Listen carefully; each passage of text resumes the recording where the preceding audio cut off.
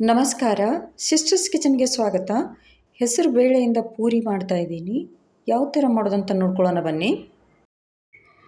ಅರ್ಧ ಬೌಲಾಗಷ್ಟು ಹೆಸರುಬೇಳೆ ತೊಗೊಂಡು 2 ಸಲ ವಾಶ್ ಮಾಡಿ 2 ಗಂಟೆಗಳ ಕಾಲ ನೆನೆಸಿಟ್ಕೊಂಡಿದ್ದೀನಿ. ಹೆಸರು ಬೇಳೆಯಲ್ಲಿ ಇರುವಂಥ ನೀರೆಲ್ಲ ತೆಗೆದು ಇಟ್ಕೊಂಡಿದ್ದೀನಿ. ಮಿಕ್ಸಿ ಜಾರ್ ತೊಗೊಂಡಿದ್ದೀನಿ, ಅದರಲ್ಲಿ ಹೆಸರುಬೇಳೆ ಎಲ್ಲ ಹಾಕ್ತಾಯಿದ್ದೀನಿ. 4 ಆಗಷ್ಟು ಹಸಿಮೆಣಸಿನ್ಕಾಯಿ, ಸ್ವಲ್ಪ ಶುಂಠಿ, ಕೊತ್ತಂಬರಿ ಸೊಪ್ಪು ಹಾಕಿ ಸ್ವಲ್ಪ ನೀರು ಹಾಕಿ ನುಣ್ಣಗೆ ರುಬ್ಕೋತಾ ಇದ್ದೀನಿ. ನುಣ್ಣಗೆ ರುಬ್ಕೊಂಡಿದ್ದೀನಿ ಹೆಸರುಬೇಳೆ ಎಲ್ಲ. ರುಬ್ಕೊಂಡಿರುವಂಥ ಹೆಸರುಬೇಳೆ ಒಂದು ಪಾತ್ರೆಯಲ್ಲಿ ಹಾಕ್ತಾಯಿದ್ದೀನಿ. 2 ಕಪ್ ಆಗಷ್ಟು ಗೋಧಿ ಹಿಟ್ಟು ಹಾಕ್ತಾಯಿದ್ದೀನಿ.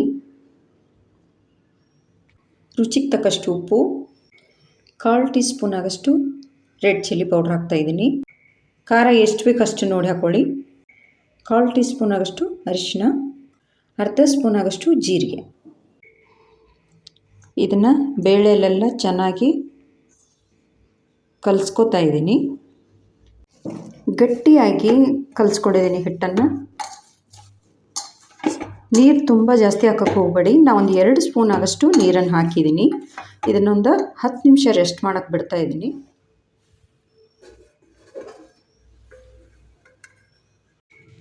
10 ರಿಂದ 15 ನಿಮಿಷ ಹಿಟ್ಟನ್ನು ಕಲಿಸ್ಕೊಂಡಿದ್ದೀನಿ. ಇವಾಗ ಪೂರಿ ಲಟ್ಸ್ಕೊತಾ ಇದ್ದೀನಿ. ಸಣ್ಣ ಸಣ್ಣ ಉಂಡೆ ಮಾಡ್ಕೋತಾ ಇದ್ದೀನಿ.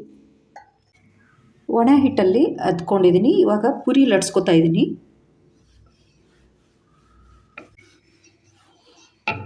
ಪೂರಿಯನ್ನು ಲಟ್ಸಿಟ್ಕೊಂಡಿದ್ದೀನಿ. ಎಣ್ಣೆ ಕೂಡ ಬಿಸಿಯಾಗಿದೆ. ಪೂರಿಯನ್ನು ಕರಿತಾ ಇದ್ದೀನಿ ಇವಾಗ.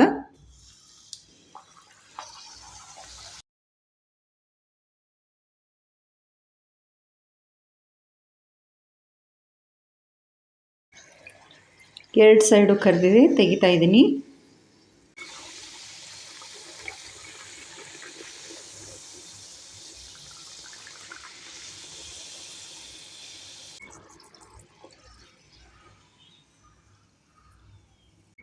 ಹೆಸರುಬೇಳೆಯಿಂದ ಪೂರಿ ಮಾಡಿದ್ದೀನಿ.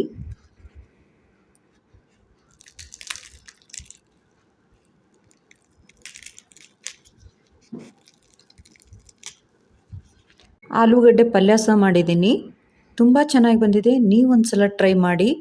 ಹೆಸರುಬೇಳೆ ಪೂರಿ ಇಷ್ಟ ಆದರೆ ಲೈಕ್, ಶೇರ್, ಸಬ್ಸ್ಕ್ರೈಬ್ ಮಾಡಿ. Thank you.